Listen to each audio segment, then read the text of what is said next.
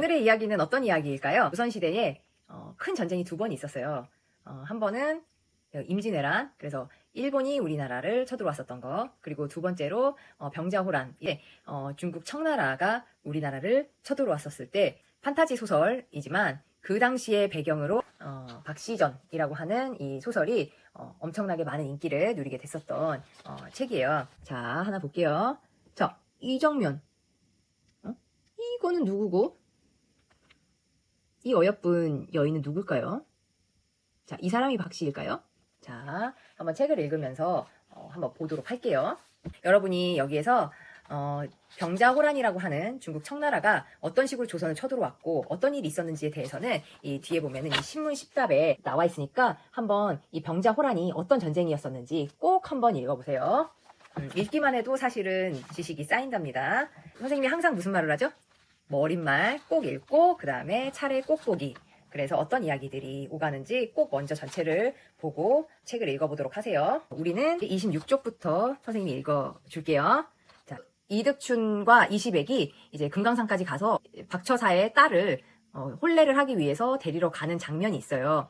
처음에 이득춘과 박처사가 함께 바둑을 두다가 아들과 자신의 딸을 결혼시키는 게 어떻겠나라고 했었을 때 이득춘이 워낙 박처사의 능력이 좋으니까 그의 딸도 분명히 능력이 많은 사람일 수 있겠다 싶은 생각이 들어서 이득춘도 자신의 아들 이시백을 결혼시키며 혼례를 하기로 해요. 그러고 이제 이득춘이 아들과 함께 박처사가 있는 금강산까지 가게 되고 상공일행이라고 하는 시작은 바로 이득춘과 이시백, 박처사의 딸을 데리고 오는 일행을 얘기를 하는 거예요. 상공일행은 하늘이 어둑어둑해질 즈음에 산에서 내려올 수 있었어. 산을 내려오느라 다들 지쳐 있었지.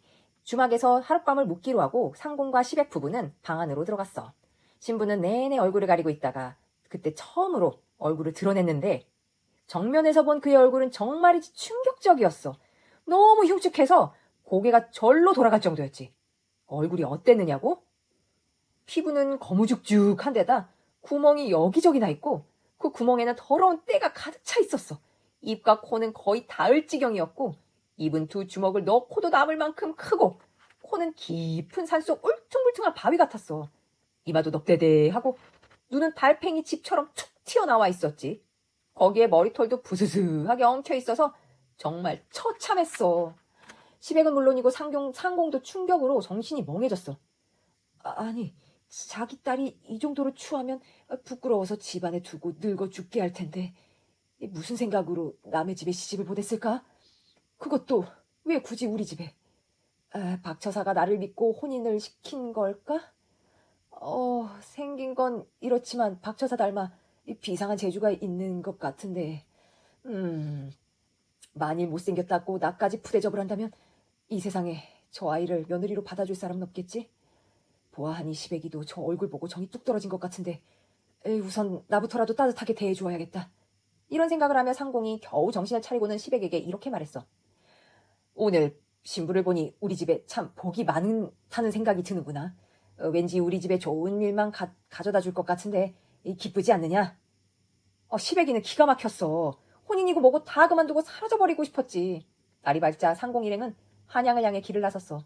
상공은 며느리가 편히 이동할 수 있도록 가는 길 내내 살뜰히 보살폈지. 여러 날이 지나서야 일행은 집에 도착할 수 있었어. 이미 집안에는 신부를 구경하러 온 일가 친척과 재상집 부인들로 툭적거리고 있었지. 자, 이렇게 생겼었네. 박씨 부인이 말이요. 여기저기 웅성거리고 있는데 그토록 기다리는 신부가 방 안으로 들어와.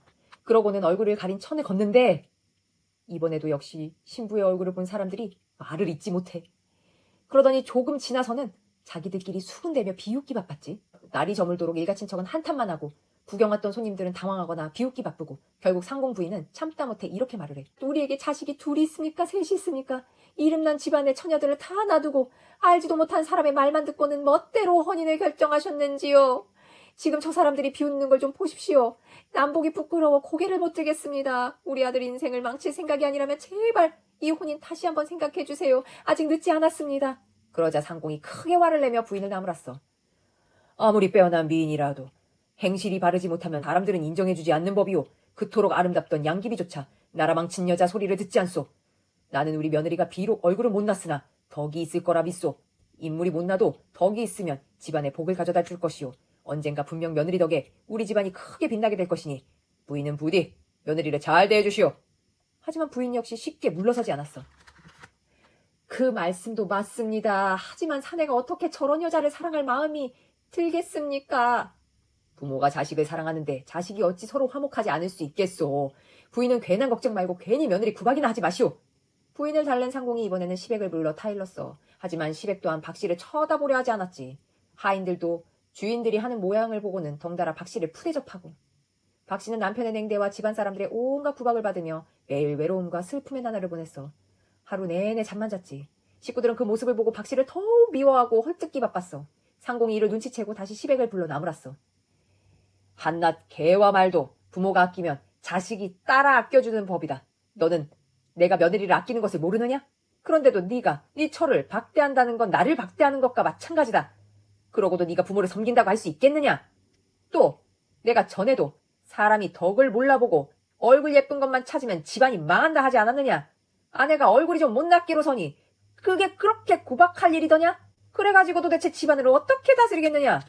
옛날 제갈공명이 부인 황씨는 못생겼으나 재주와 덕이 있어 남편을 삼국에서 으뜸가는 인물로 만들었다. 만일 제갈공명이 아내의 외모를 탓하며 내쫓았다면 영웅 호걸이 되지도 역사의 이름을 남기지도 못했을 것이다. 네 아내도 마찬가지다.